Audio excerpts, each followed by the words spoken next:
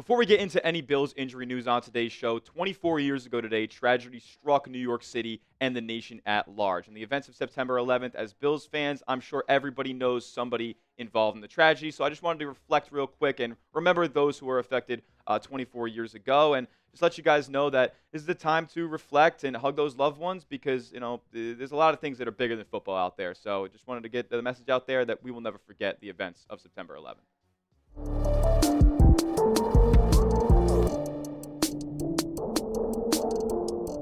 What's going on, Mafia? You're watching the Bills Breakdown by Chat Sports. I am your host, Tyler Smith, and we have some good and honestly more so bad news heading into Week 2 against the New York Jets as the Thursday injury report came out, and a real impact player in Week 1 is not practicing on Thursday, and his status for Week 2 looks very, very uncertain. Nick Sabato came in with this as far as his observation from Bills practice, and Bills defensive tackle Ed Oliver is wearing a walking boot and on a scooter on his left foot.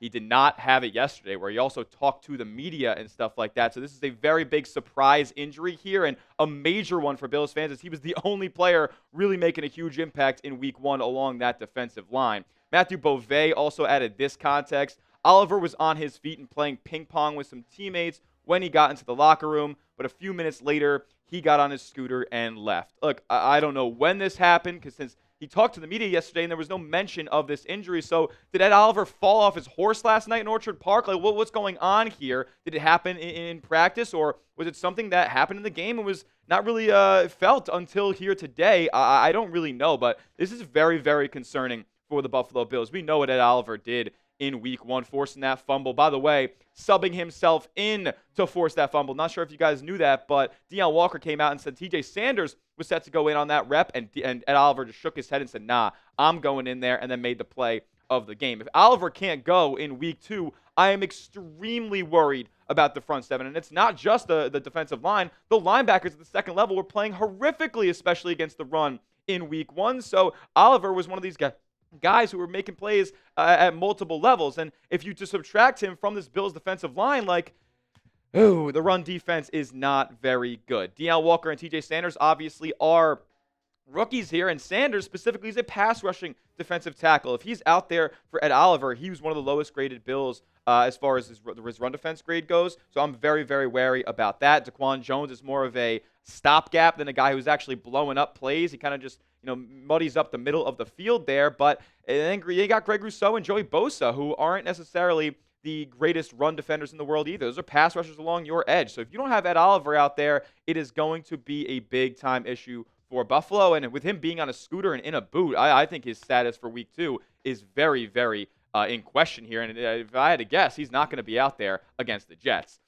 This is some pretty good news as far as what we saw on the Bills injury report today. Taron Johnson, DNP on Wednesday here with a quad injury, and this was not something that many people saw pop up during the game either. Kind of a new injury, mystery injury as well, but he did come back to practice on Thursday, and that is good news for Bills fans here, as there's been nothing but injuries to this secondary dating back all the way to the beginning of training camp. I mean, their first-round pick, Maxwell Harrison, is on injured reserve and will miss the first 4 games of the season.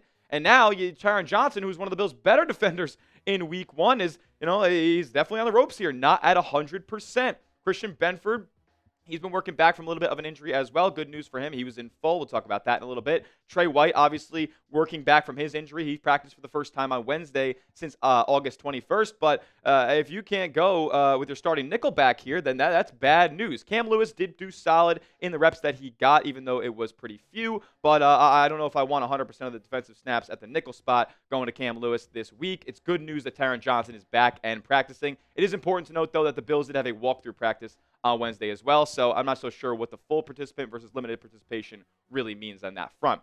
Shaq Thompson did not practice either on Wednesday, and I had kind of been scripting this video from the perspective of what we saw on Wednesday, and I kind of made some edits to what the Thursday injury report said. So we're going through the guys who did not practice on Wednesday, but they are both back now on Thursday here. And that's not like Shaq Thompson is necessarily going to be a guy who is playing a vast majority of defensive snaps for Buffalo here. But look, the linebacker room needs all the reinforcements it can get, because Terrell Bernard and Matt Milano were absolutely garbage in Week 1. Both of them. They were the 95th rated cornerbacks, or rated linebackers, according to PFF. They were absolutely atrocious. And Terrell Bernard specifically, it really looked like he was a step slow out there, but he is not on the injury report for either one of Wednesday or Thursday's practice. So it's interesting that maybe he just wasn't really in game shape here. He did miss a little bit of training camp, so maybe that's just an extra week that he's behind here now. I expect a better performance in week 2, and he spoke to the media and said that he knows he needs to improve.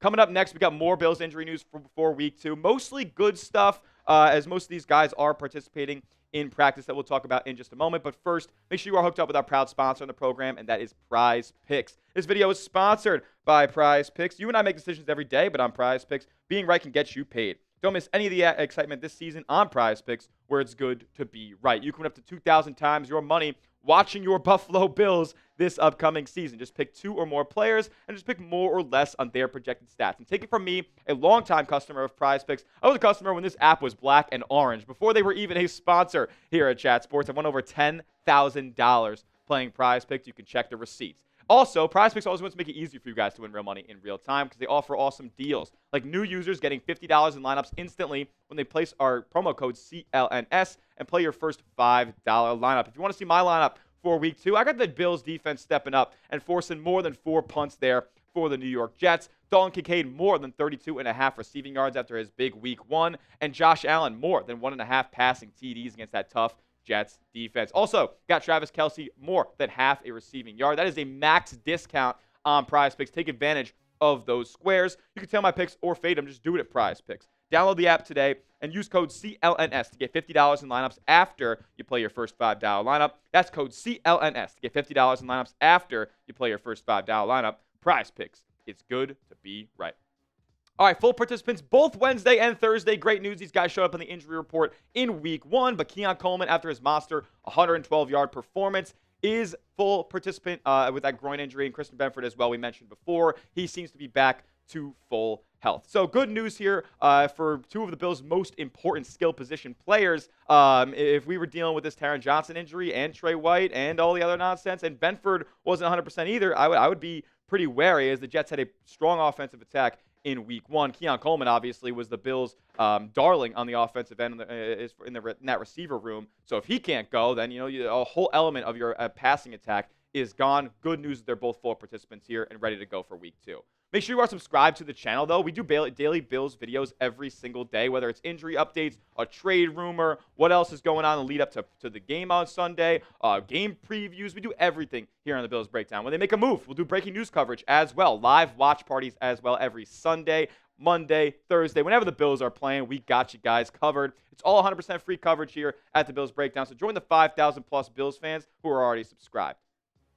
This one's interesting. Limited participant Wednesday, full participant Thursday with a hamstring here, James Cook. You're going to need James Cook. He's one of your most explosive players on the offensive side of the ball. Also, this is an interesting injury, right? Because he's dealing with a hamstring, and that usually tells me that he wasn't in 100% good game shape for the NFL season. And why is that? Well, he was dealing with a little bit of a contract dispute in training camp, so he wasn't always practicing 100% of the time. It was more of a hold in, but he didn't get that full training camp experience, or at least 100% of it. So it's interesting or noteworthy that he's dealing with a little bit of tightness there in the hammy now, but great news that he's a full participant on Thursday. Limited on both Wednesday and Thursday with a hip injury, Dawson Knox. And the Bills ran a lot of multi-tight end personnel in week 1 against the Ravens here, so if Knox can't go, and him being one of Josh's most relied upon targets when things are going to shit, this is bad news for the Buffalo Bills if they can't get the full array of their tight end arsenal. Jackson Hawes, though, maybe could be time for him to step up again after that 30-yard catch at the goal line. Greg Rousseau, not good that he's limited both days here with a knee injury.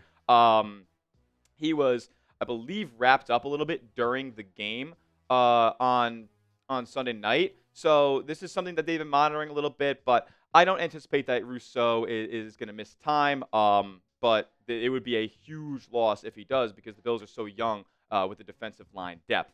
Brandon Codrington suffered a knee injury during the third quarter of the week 1 game, and you saw that he went out there with a knee brace the next time he went out and returned a kick or a punt.